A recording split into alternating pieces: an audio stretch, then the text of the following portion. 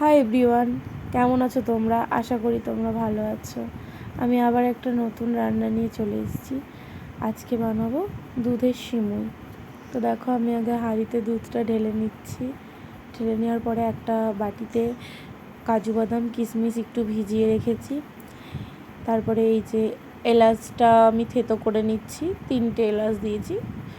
তোমরা তোমাদের অনুযায়ী দেবে। দুধের মধ্যে এই যে দিয়ে দিলাম। এই সিমুইটা বানানোটা একদম সহজ, খুব সহজ পদ্ধতিতে আমি তোমাদের এটা দেখাচ্ছি। দেখো, দুধটাকে আমি সুন্দর করে ফুটিয়ে নিচ্ছি।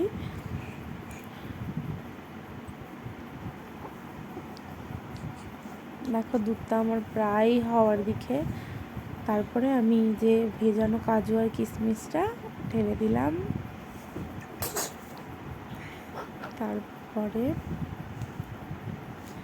এটাতে তেজপাতাও দেওয়া যায়। আমি তেজপাতাটার গন্ধটা ঠিক পছন্দ করি না, তাই তেজপাতাটা দিইনি।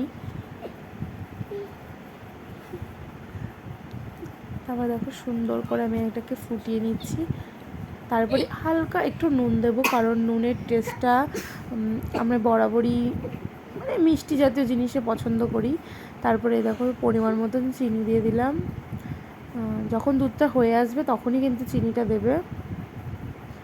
দেখো, আমার দুধটা কতটা দিয়েছিলাম, তো সেখান থেকে কীরকম হয়েছে। তারপরে হচ্ছে এটাকে হালকা একটু ঠান্ডা করে নিয়ে যেই সিমইটা, লাচ্ছা সিমইটা, সেই সিমইটার মধ্যে আমি দুধটা ঢেলে দিয়েছি। সিমইটা কিন্তু আমি ভাজিনি, কোনো কিছুই করিনি, জাস্ট নর্মাল সিমই প্যাকেটে এনেই আর কি দুধটাকে করে গরম করে ঢেলে দিয়েছি।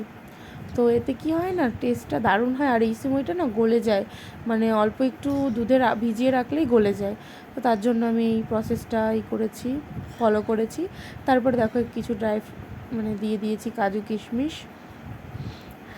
তো দেখো, দেওয়ার পরে আমার এটা কেমন লাগছে। খেতে তো দারুণ টেস্ট হয়েছিল। তোমরাও চাইলে এরকম করে একবার ট্রাই করতে পারো, অসাধারণ লাগে। আমার তো খুব পছন্দ হয়েছিল। তো তোমরাও একবার বাড়িতে বানিয়ে আমাকে জানিও কেমন হয়েছে না হয়েছে। টাটা, বাই বাই, ভালো থাকবে সবাই।